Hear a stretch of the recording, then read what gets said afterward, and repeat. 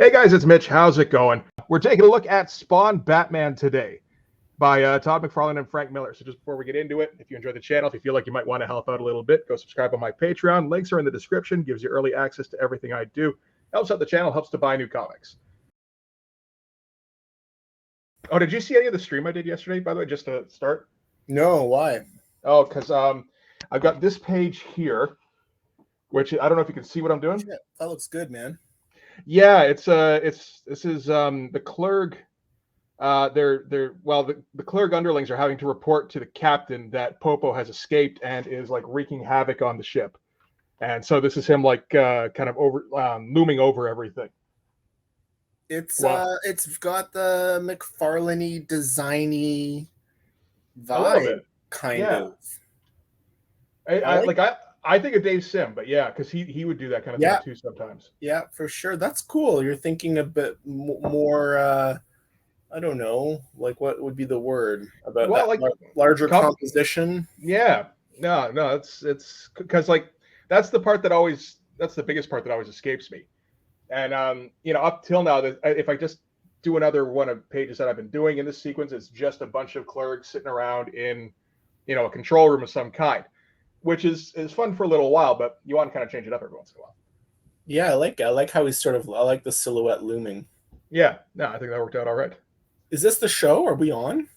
No. It could be. I mean, it could be if you want. This is the show. It's Jay. All right. So yeah. Anyway, I didn't even mention that yet, did I? I'm joined here today by Jay of several co-revisits. How's it going, Jay? It's. I wouldn't want to be reading anything else tonight, other than like Dark Knight, or like Elektra, or Daredevil, or Sin City, or like 700 other different comics. Exactly. Yep. Okay, so this is one of the big events of 1994. This got hyped up the ass. This is the crossover between Todd McFarlane and Frank Miller. That's better than the one we already got in Spawn number, I think it was 12, where Frank and Todd basically wasted time for 20 minutes, which I think you probably read, did you? Yeah, I think we talked about this at one point. Like, I maybe it was you or me, or we had some kind of organic co-thought that like Miller would have been so much better off like just writing like a Sam and Twitch story, big time, and not even like touching the the emo supernatural goth hero shit. Like, he should have just done like a straight on crime story in which Spawn was extremely peripheral, and that would have been better for everyone. Yeah, well, it seemed pretty clear that he didn't have any idea what to do with Spawn. Yeah. And I think that's kind of the case in this one too. Yeah. He doesn't seem to know a whole lot about Spawn, other than that he has bum friends and he has magic he can't use. Yeah. And I mean, to be fair, in 1994, I don't know if there's that much more to know about Spawn, but it still doesn't seem like something Frank Miller should ever be writing. No, but when you think about Alan Moore and Neil Gaiman's contributions to Spawn, like there was even less to know, and they sort of went ahead and just built out the mythology. Yeah, and that's their forte anyway. Coming up with something creative. Whereas, with Frank, it is more that kind of the kind of stuff he was doing in Sin City. So definitely, Sam at Twitch would have been a better idea. But we're gonna get Bat Spawn instead, which I mean everybody wanted for some reason. I wanted it, man. Did you?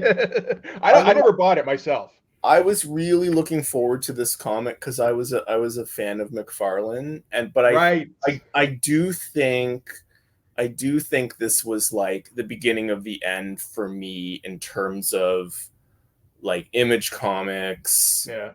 Like that whole superhero boom. Like, I think I started getting more into Cerebus. I think this was like one of the disappointments. Like when I read this thing,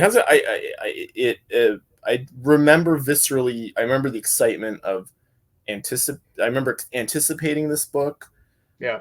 But even that, I for a while I thought Phantom Menace was good. I can I can work myself into liking stuff, but even in '94, I knew this was a dud. Yeah, I don't believe I read this in '94. I'm not even sure if I can't remember when I would have read it. It would have been years later, I think, because I don't remember seeing much of this artwork. Although I would have thought I would have borrowed it from you, so who knows? Maybe I'm just remembering wrong. But yeah, like everybody was super stoked about this, and I can see this being like pretty close to the straw that breaks the back for somebody like you, because not too long after this was when Todd was done with Spawn altogether. Well, Todd was done with comics altogether. So I don't know who else you were really invested in at Image. I can't really see invested in too much of anybody, to be honest. No, I wasn't. I didn't. I mean, I was so disillusioned. I didn't even pick up the Violator stuff. Like that was, and that was an Alan Moore. And that was fun stuff too. Yeah. So I mean, I probably should have read that one, but I was just losing interest in all of these comics. No, that's fair. I mean, this is probably around the time I started getting out too. I think a lot of people probably who were there at the beginning were starting to drop off at this time because, I mean, the Image creators themselves were starting to just lag behind. And I mean, Rob would produce something every few months. Jim Lee was starting to get his, his buddies to help him out more and more. Same with Silvestri. Only Eric Larson really was going at a steady clip. So, yeah, I imagine that a lot of people were dropping off around this time. But might as well get into this, I guess. So, starting off with the cover, we've got what is, I think, a pretty clear reference to Dark Knight, which we're going to get a few of in this. Oh, yeah. This is like the old aging band playing, every now and then they play like 2 seconds of a riff of their biggest hit, just to kind of remind you. Like, hey, remember when we used to be good? Yeah, no, this is there's all these little noodly riffs in this thing that just drive me crazy. Yeah, well, this is like at the peak of Frank and Todd's marketability, I think. Not their creative peak or anything. No, but I mean, like, Spawn is as big as it's probably going to get. Yeah, really, and same with Sin City. I mean, I think this is right around the middle of the big fat kill. And that's, after this is kind of what starts to go downhill a little bit here, or I don't know, it doesn't feel as big after that. But so they're cashing in on this shit. And I mean, like, it's a fine Todd drawing. It doesn't have anywhere near the kind of impact of the famous Dark Knight cover, but you wouldn't really expect it to. Todd's not that kind of design where he comes up with like a really striking image. He just more, it's, I don't know. He doesn't do the a minimalism, that's for sure. Anyway, no, not so much. All right, so this is going to be written by Frank Miller, art by Todd McFarlane, Tom Orzechowski on letters, Steve Oliff on color. So I mean, it's an all-star team at least. And we got a little notice in here. Spawn versus Batman is a companion piece to DC Comics' The Dark Knight Returns. It does not represent current DC continuity. So this is basically about Frank Miller has his own little corner of the Batman universe that he's allowed to play in, and nobody really wants Frank's stuff touching the rest of the DC universe. So he can just kind of write whatever he wants every once in a while. Yeah, I love the desktop publishing aesthetics of the interior cover. Yeah. Well, I mean, it's 1994, right? We don't know how to do really impressive interior design. Like, we're not too far away from just like being at what here. Hang on a second. Okay, so as I was saying, we're not too far away from, say, Brigade number 8, where this is the standard for what you put in the interior of a comic cover. Is that supposed to be good, or? I don't think so. Okay, I don't. You sort of slapped it down, like, check that out. But yeah, this is what they thought was impressive in '94. So they had a ways to go before they were gonna come up with something that our jaded sensibilities would see as okay. All right, so we're gonna start things off with a 12-panel grid, which feels again actually like a bit of a reference to Dark Knight. All the small panels, yeah. He would go 16, but like Todd doesn't usually go for that many panels on a page. But I don't even know what the fuck is happening in this, man. Batman's doing stuff. He's checking out something at some docks. It's got to be docks. And we're gonna get some kind of Mickey Spillane kind of description going on, like the lapping of briny waves against rotted wooden pilings, that sort of thing. Yeah, this is all, just this whole book is Frank Miller on autopilot, like, Yeah. and you get, it's all this like clipped pseudo poetry, like a cold night, a dark night, Yes. and then of course a dark night with a K Yep. in the last panel, and Driving it home. Yeah, and he's using like, there's effective ways to use repetition, but he's using repetition here as a it's just a gimmick, right? It's just a way to try to build some kind of like portentous mood or something. Well, at this point, the doubling of the dialogue or description is Frank Miller's thing. Like, he does this all the time now in Sin City. I think it started in, well, I think it probably started back in Daredevil a little bit, but I think it got noticeable probably in Dark Knight. But yeah, but that's why I say it's on autopilot. Like, it feels, yeah. It's not tight, like there's not a good. He's not feeling it. Yeah. No, he's not feeling it, and to what effect? Like, you could lose this whole page. This whole page offers nothing. No, well, I mean, what it does is it gives us a minute to ease in before we get to the splash page, man. Come on. That's how these things work. You can't just start out with the splash page unless you're going to go with the double splash, and Todd doesn't have time for that on page 2 and 3. Yeah, that's so weird. And this is where my disappointment began, because I remember this weird, like, silhouetted, it's almost cartoony. Like, it's so, yeah, and it's like with the teeth showing, and it's so geometric, and it wasn't the Todd McFarlane Batman I was expecting or wanted. No, and it's coupled with the, trying to be uber gritty Frank Miller dialogue with this kind of, cartoony, hyper detailed art, which doesn't really fit at all. No. So he's raiding some ship, I assume, or something at the docks. He's beat up a whole bunch of guys, and he's found some weapons, and these weapons are a big deal. He found himself a power glove here. There's this extremely thin storyline about military weapons, and again, you can see the repetition trick. The weapons sold by agents of a fallen dictatorship. Do we know what dictatorship? No, that would require you to like research something. Yep. Come up with some kind of backstory. Situate this thing in time and space. Of course, it's out of continuity, so it's just some dictatorship has fallen.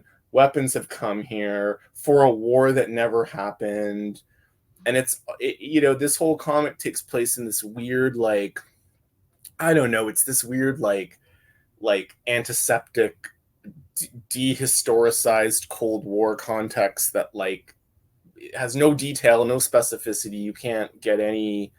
You can't get any purchase on anything. Not really. I mean, judging by the note in the front, this is supposed to be running basically at some point before or after. I guess it'd have to be after Dark Knight Returns. Yeah. So I think he's just kind of running off of the feel of that, which had a lot of heavy Cold War feel to it. But that was uber specific, and Reagan was still present. Like there was a way in which he really located that book in a specific moment, and this one is like running off the fumes of that one, big time.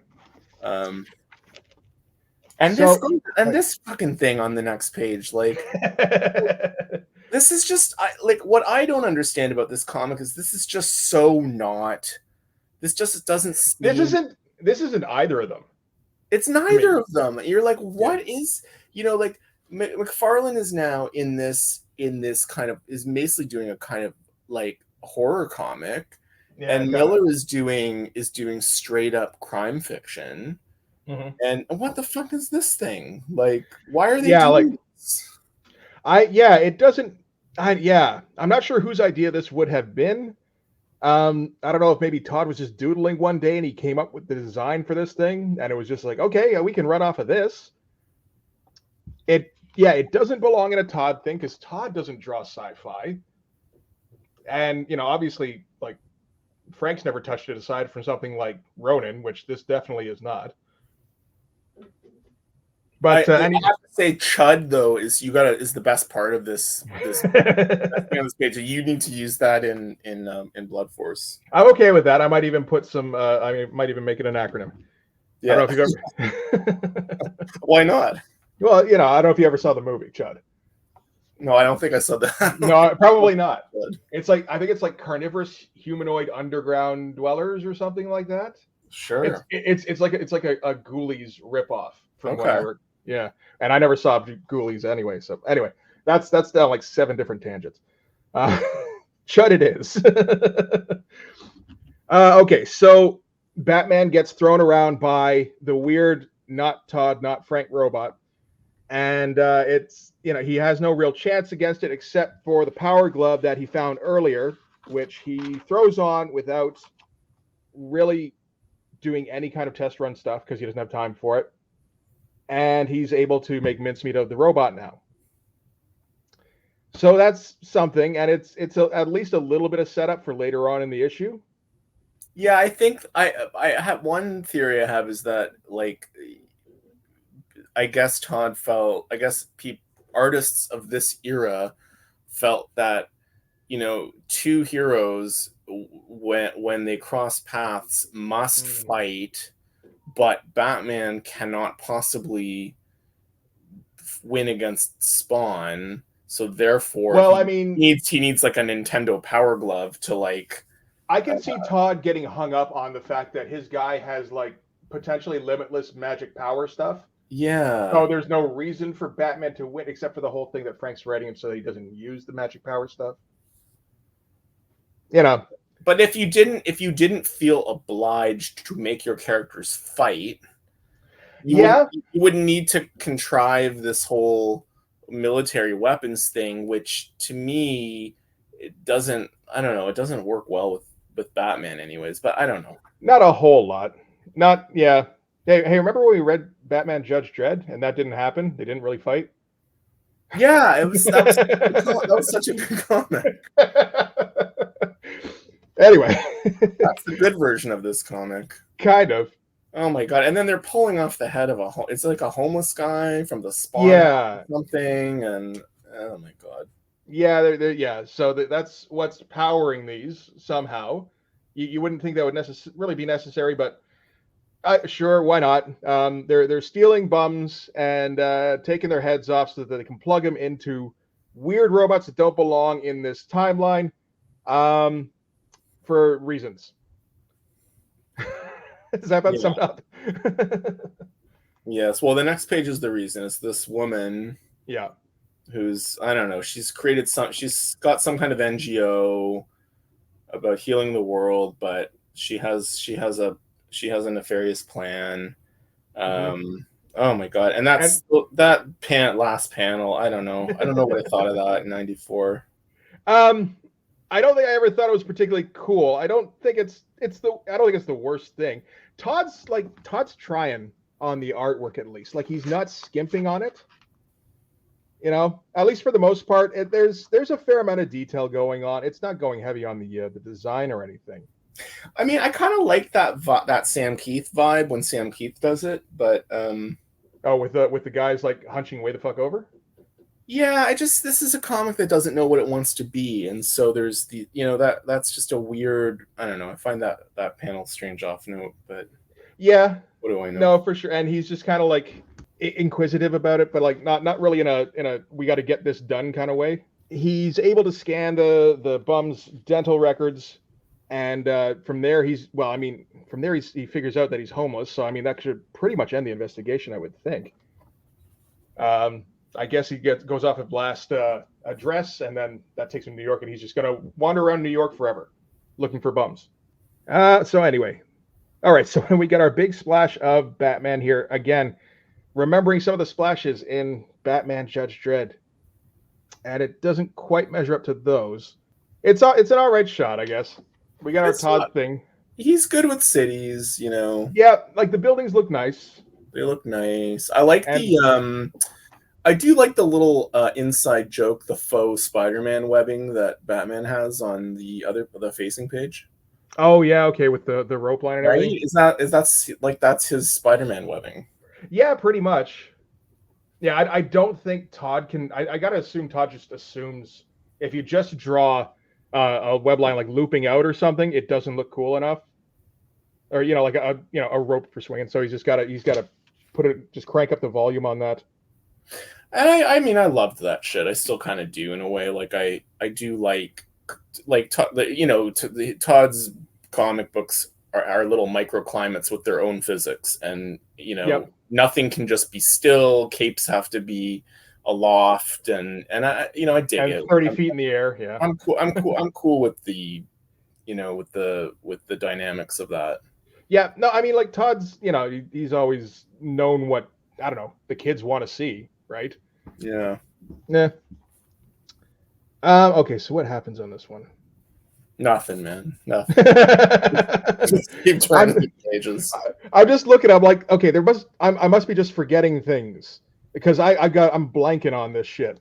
There's a funny kayfabe video where they talked about, like, whenever, I think it was Ed Piskor, it was like, whenever you see like those TV journalists in Spawn, like, just don't even read the page, like, just no information.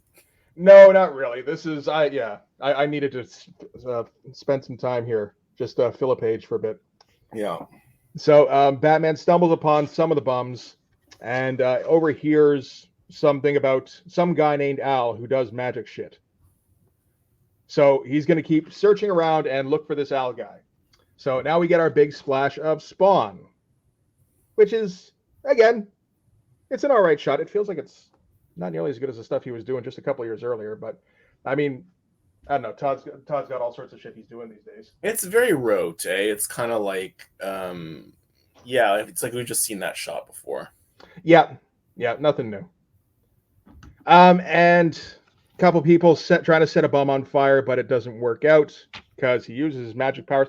For a guy who's not supposed to be using his magic powers, he sure uses his magic powers a lot in this. It's out of continuity, though, right? Well, although it's kind of in Spawn continuity in a way, because he gets that. Apparently that's up for debate, because he does mention some bozo in black, and he has the scar that he has to tie up with a shoelace and all that shit. But so there's like online scholars who are kind of like debating this shit. Oh, I'm sure.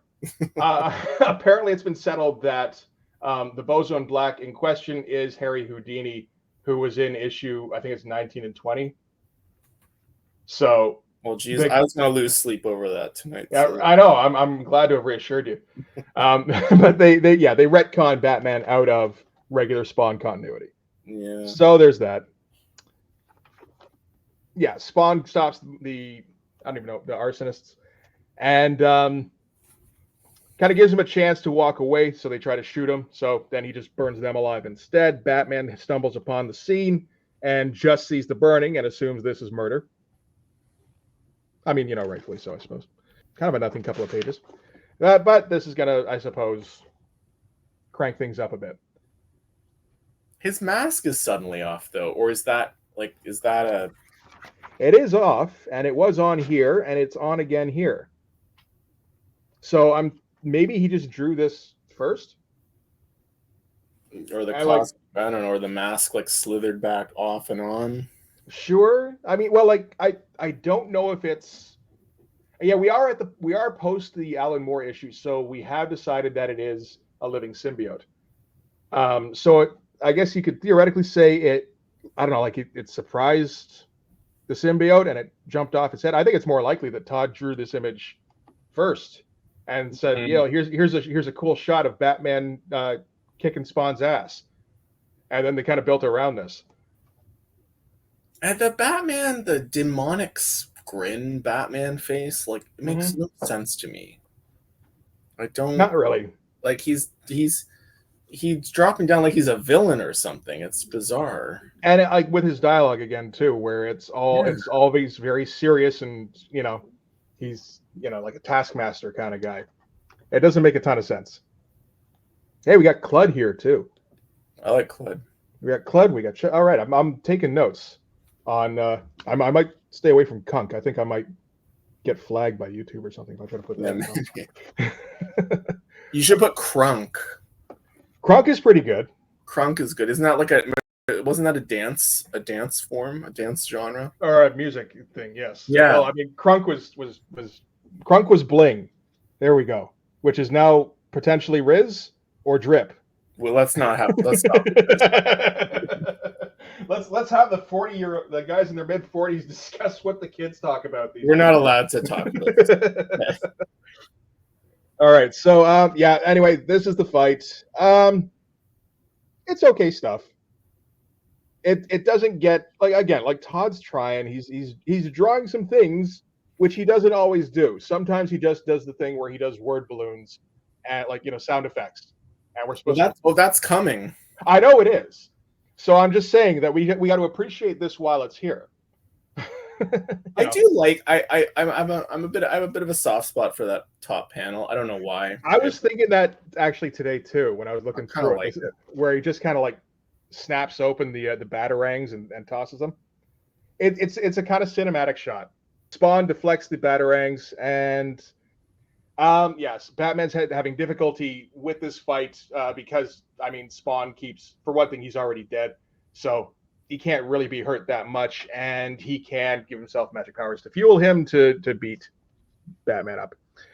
And we kind of end the fight with Batman tossing nerve gas at Spawn, which does hurt him, but he amps himself up enough to get through it. And there's our sound effects panels with the hone in on the bat symbol. So this is the judging by the amount of sound effects, this is the majority of the fight. Yeah, it's just it's so weird when you think like Frank Miller was known for those like really choreographed fights. I was looking at I was in a bookstore. I almost bought this massive compendium of like every Frank Miller. It was like a hardcover of every Frank Miller, Klaus Janson, Daredevil. Probably one of those omnibus things. It was so good. It was a good price too. I should have bought it, but I was like, I was like flipping through and looking at the fights, and like, there's the classic Elektra Bullseye fight. And it's just like everything is so like well thought out. Yep. And there's no shortcuts, and Yeah, well, that's like mid '80s. This is mid '90s, man. Yeah. Yeah. It's been a while. Yeah, this is the era of shortcuts. So pretty much, if it's not in terms of layouts and just drawing action, it's in terms of like the computer effects and just how much can we get people to automate this shit, essentially. All right, so at the end of it, Batman's pretty beat up, and he's pissed because he got beat by Spawn, and Spawn is also he's not exactly beat up. He's more just feeling the effects of the nerve gas, and he's going to be puking for the rest of this comic pretty much. All right, so from there, we're going to flip to Spawn investigating where his hobo buddies have been going to. So they've all been disappearing in that woman who was supposed to be pretty but looked more evil. They've been disappearing at her place. So Spawn's going to go investigate that place. And we get more of the weird sci-fi robot things that we now know have heads in them. How is this stuff? Is this okay? It's like, eh. Yeah, I don't know. It's just it's all right. It's probably more fun to draw than read. Probably, yeah. This is a bit of a slog. And we kind of get the same thing that happened earlier, really, only from Spawn's perspective, where he finds a gun, he kills the robot, and he finds a severed head inside. So that's more doubling, kind of just which just kind of makes it unnecessary. It's not exactly a revelation at this point, but we do get the link, I suppose, because the TV turns on, helpfully, to show some footage of what's her fucking name here. Doesn't matter, doesn't say. And Spawn knows her because why does he know her anyway? Was she sitting in on a mission or something? She was on, again, there's no specifics, right? She was on, quote, some ghastly foreign battlefield. She was smiling. Men screamed and died, and she was smiling. So she's some she's some, ex-military person. I suppose that looks a little. Yeah, that does look a little bit like a uniform. Okay. And it's just the thinnest, like threadbare plot. Like this is like a paycheck, I guess. It's just what do we do here? Like, okay, well, Spawn used to be in the military. Like, like, what if his homeless friends are being incorporated into Soviet cyborgs? Like, I don't know. Like, like, I don't know. I think this was written in an afternoon, honestly. Probably. I think the plot pretty much summed up to Batman and Spawn fight, and then they make friends, and then they fight somebody else. Yeah. Yeah. Okay, we got Batman patching himself up. I don't mind the taping the fingers together. I don't know about taping over his bat symbol, but sure. And we get one of those cool shots, kind of like a Spawn shot of the just through some spires in the cityscape, only with the bat signal and all that. The Batman little Band-Aid is a Sin City kind of Band-Aid vibe. It is over the eyebrow here. Yeah. I was thinking that earlier. Although he doesn't, he still has a holding line, so he didn't quite figure out how to do it. And he's doing the Todd thing where he's not doing it as an actual silhouette. It's more just an outline, and then the colorist makes it a silhouette. Anyway, it feels like he's kind of trying to do Frankisms without quite doing Frankisms. Okay, so Batman goes to the source of the bat signal, and it's I don't think they say it. Doesn't matter, man. I feel like I should say it once in this video. Nothing matters. It's 1994. Everything's about to go off a cliff. That's true. All right, whoever the woman is, she saw video footage of Spawn rummaging through her place and finding her hobo-headed robot. And okay, so she knows that he's coming after her, so she's trying to sick Batman on Spawn. So we're gonna get a rematch of the first one. So, but under different circumstances this time, I guess. And of course, Spawn is still reeling from the first fight because of the nerve gas. So he's been taken down a couple of pegs. Does it feel a bit like they're trying to go for echoes of Bruce versus Clark? Maybe.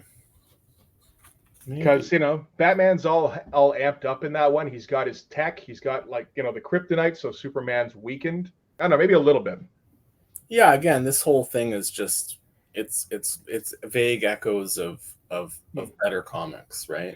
Pretty much. Okay, so Batman leaps on Spawn again. That's a bit of a cooler shot. And at least Batman's not grinning. So that's something. And he's got the power glove, so he's just going to start wailing on Spawn. No, he's grinning in the next panel. He's grinning on the next page. Yeah, but it's not silhouetted, so that's it's different, potentially better. I don't know if it is. Anyway, doesn't matter. I kind of like this shot here with just the capes duking it out. These giant 300-foot long capes flapping around in an alley somewhere. Yeah, that's fun stuff.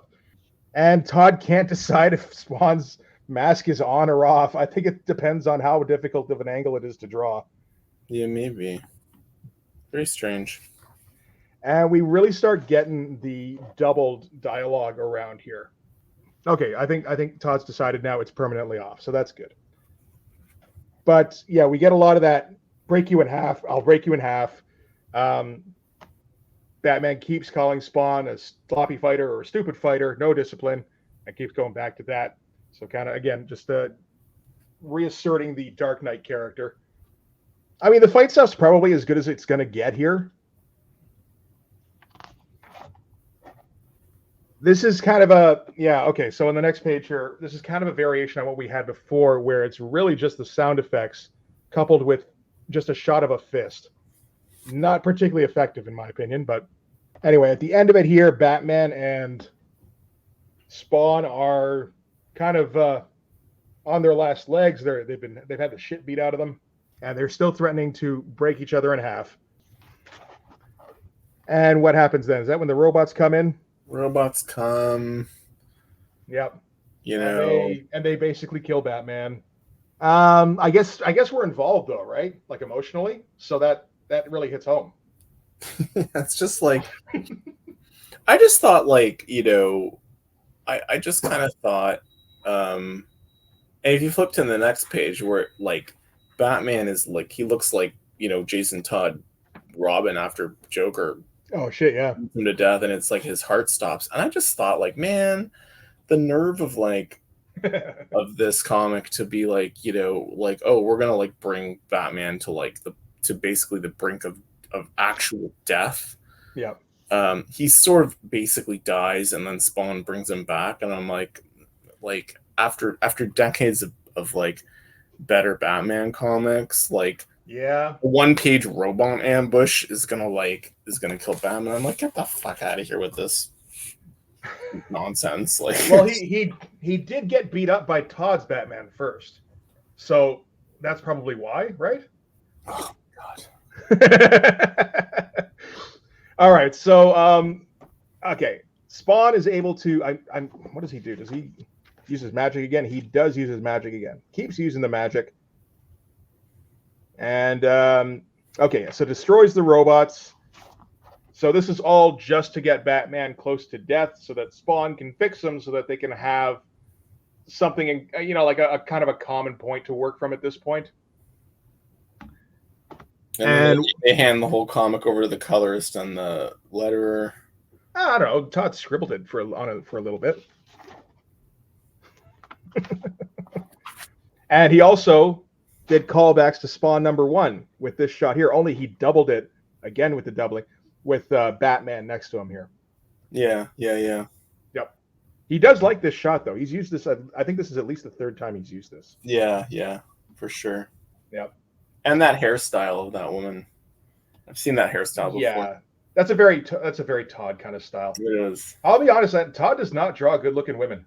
No. I don't know. He draws like good creepy looking shit sometimes, but that's about it. Oh, well, I mean, you know, it's superhero stuff. But okay, so because of the telepathy, Spawn now knows, you know, basically what Batman's backstory is, and that he's one of the good guys, and they're basically after the same thing. And Batman now knows that Spawn knows who the woman is, and he's kind of seeing it from a first-person perspective, that she's also evil and needs to be stopped. So they can work in harmony now going forward. Let's see, and we get our big double-page splash of Batman and Spawn swinging through. This is through New York, right? Yes.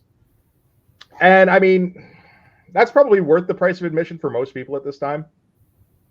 This shot here. Yeah, I didn't like it though. That Spawn's arm on the left side there just seems weird to me. Well, his shoulder's too high. Yeah, I don't know. Or the arm's too short. Yeah, I mean, yeah, okay, there is problems with that. But I mean, you got your big pin up with the two of them together. Yeah, well, you got to do that. Yeah. Yeah, no, fair enough. And you know, but he did a full double-page splash and everything. I'll give him some props for that. It's not super great figure work, but Todd operates on feel a lot of the time anyway, I think.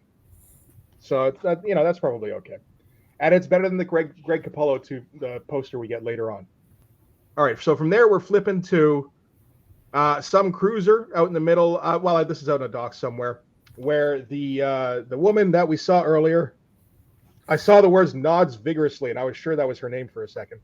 Oh, it's Margaret Love. Fuck, why did I think it was something more complicated than that?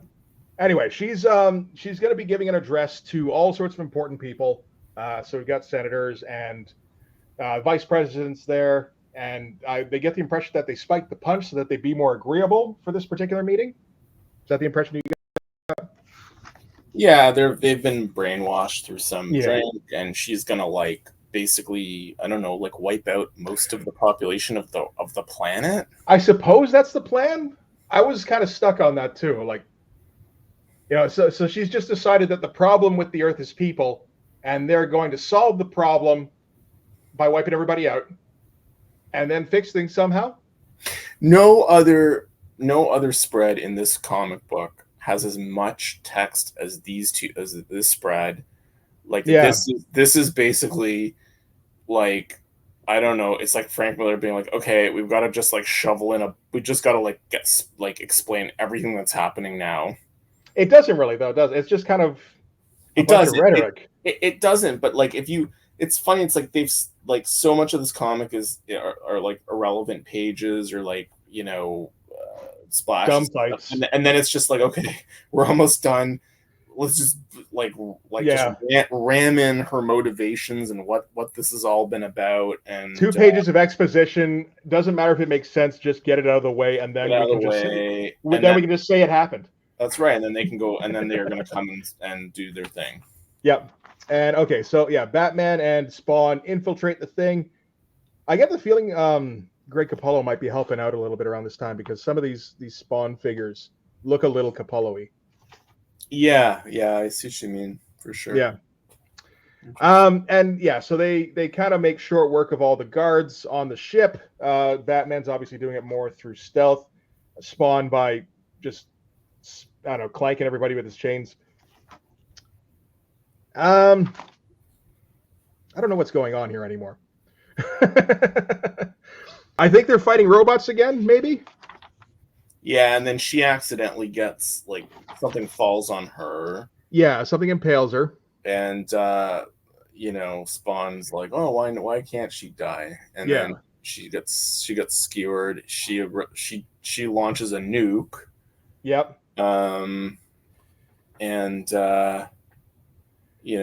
uses more teleportation. Batman is just like calls Spawn a twit. Like he's sort of like irrationally mad at Spawn throughout this whole comic book. I don't understand why. Like I guess it's a little bit of that like in all those Liefeld comics you do where everyone's mad at each other and disagreeable and like because you got to just have friction, I guess. I get, considering where this comic ends, I think that was like, again, I think that was a shot that Todd probably thought up first, and they were like, yeah, we got to have that in the comic. And then they kind of worked towards it. I think that might have happened. It's just like Batman's just irrationally upset with Spawn. Yeah, but he's always like that when Frank Miller writes him. I don't know, man. It's like that. It's like, like the cops that get called in by the sergeant, and the sergeant's always not like he's always mad at them, even though you're out of control, McGarnagle. Yeah, like it's just like that, and it's just like he has to be upset with Spawn. I don't know. Yeah. Well, that's what the trope is. Yeah. So they teleport onto the missile, and Batman fixes it because he's the best person in the world. Did you see that particular panel? Just like genius at work. A mind so brilliant it might have revolutionized the field of physics, and instead he punches muggers. Well, but Spawn is the one who's giving him some suggestions, right? Because he knows military stuff. I suppose, yeah. But it feels like the genius of Batman kind of carries him through. Anyway. So yeah, at the end of it, Batman is still pissed at Spawn because what is it? Your methods are revolting. Your disrespect for human life is detestable. Your lack of discipline is nothing short of embarrassing. So he's like, we'll meet again. I'm going to come back and do more beating you up. And Spawn's like, hey, man, why can't we be buddies and team up again in Batman War Devil? And but no, we got to end on the big shot of Spawn with the Batarang in his face. That, again, I think Todd drew early and thought was awesome. Because there's a lot of detail on this. Yeah, that's interesting. Yeah, that's a good observation. Maybe it was like almost like a concept art piece, like maybe because like you look at like the last few pages around here, like Todd doesn't draw his pages in order at all, but I'm still like these. I assume these were done close to the end of the book because these are the pages nobody wants to draw anyway, where it's just guys talking and finishing up the last few dangling plot threads. And there's very little detail going on anywhere in here. There's a lot of silhouettes and some basic stuff. And then when you come to this, there's all of a sudden a whole bunch of detail on dead Spawn's face again. Yeah. So we ended with Batman chucking a Batarang at Spawn's face for no real reason. And then we get the double page splash by Greg Capullo, which, I mean, it does make the rest of the comic look pretty good, at least. Yeah, this is terrible. I mean, I never really got into his art, but I know he got a lot better. Oh, like he's like one of the big guys now. Oh, I know. Yeah, It's not my jam, but I you know, yeah, I yeah. I like. mean, Oh, sorry. Go ahead. I was gonna say like he is like quite a bit better now, obviously, but Yeah. yeah. No, he's yeah. I don't know. I like the. It's weird to me that some of the guys who were the up and comers when we got out of Image and Marvel are now the biggest names. Like there hasn't really been a lot of people since then who have taken over. Mm-hmm. So like David Finch and Brett Booth and Greg Capullo are like some of the biggest possible guys in comics these days. Oh, and Jack just passed away. Oh, that sucks. And we got a kind of a combo pinup here of Batman and Spawn by Frank and Todd, which again isn't bad. This is kind of done with during. This looks like Dame to Kill For era. Frank, where he's kind of combining some rendering with some. A little bit of Dark Knight. Yeah, I kind of dig it. I mean, Yeah. I don't know about this Jack Kirby thing. It's a little. I know they were doing this.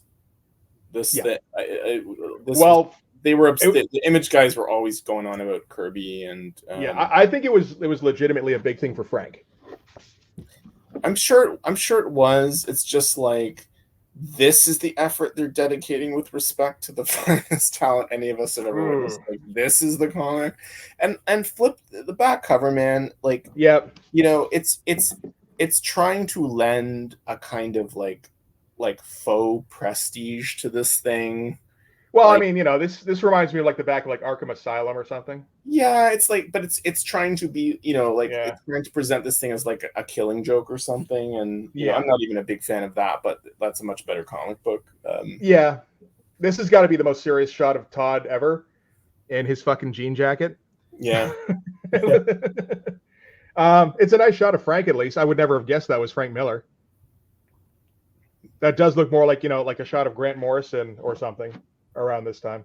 Yeah. It looks like one of the characters in Alien 3. Good call, actually. All right, so that's Spawn Batman.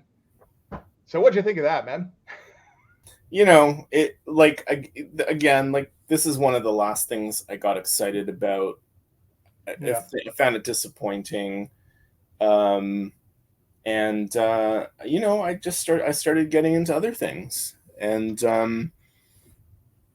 a kind of a good I don't know, just a confirmation that you were making the right decision, maybe. I think so. I mean, like it's a little this is kind of like a piece of fan service in a way. Yeah, that's a good call. It's kind of, it's like when you watch some of the latter-day Star Wars films, like there's lots of little allusions and inside jokes. Yeah. But I mean, I tend to find those things, there's a lot more money involved. They're a little bit maybe a better crafted as entertainments than this. This is, again, as I said earlier, I think it's just running on fumes. I don't think Frank has any real desire to tell a particular story here. I think he wants to get back to Sin City. It's just, the thought of the money you could make on a $6 book in 1994 with a 700,000 print run. Well, $5.35 Canadian. Okay, $4 American though. So that is prestige edition cost. The other thing I'd say is like I think, when he took over Daredevil, it was like a failing book, and he like no one cared what he was going to do with that book, and that's always the best scenario. That's the best scenario, right? And in a weird sort of way, like Spawn is so thin as characters go, especially at this time. Although I don't know, 300 issues, I'm sure it's probably not much deeper than it was, 280 issues ago. Certainly, probably not as deep as you should be after 300 issues, I would think. Yeah, but like you, in a way, he could have. You could have done a lot more. I think there was a lot more room to do something interesting with this comic, because I think Miller's proven in the past that he can take any slight nothing character like Daredevil and like literally transform it into like iconic material. But you know, yeah, but that's like 1984 Miller, or I'm not even sure what year. It might even be earlier. Who has something to prove? He's hungry, and this is this is a well-fed Miller.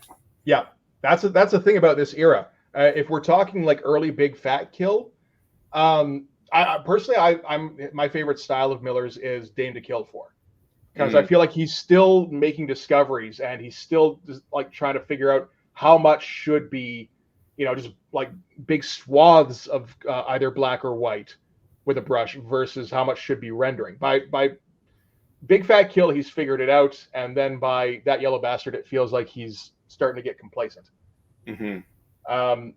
But yeah, like he's not trying to prove anything. He's not trying to break into anything. He's one of the biggest names in comics in '94.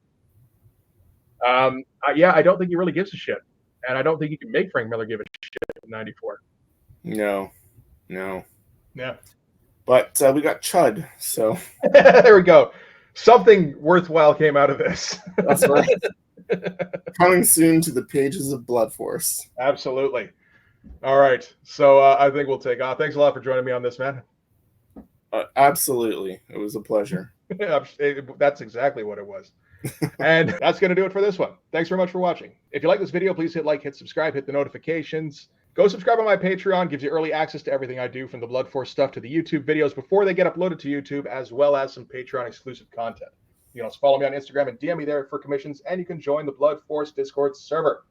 But yeah, that's going to do it. I think we're out of Batman or Spawn crossovers, so we can focus on something more worthwhile next time, potentially. Thank God. Like Brigade #1 revisit, the remastered version. I called dibs. All right. Thanks again for watching, guys. We'll see you in the next one. Bye-bye.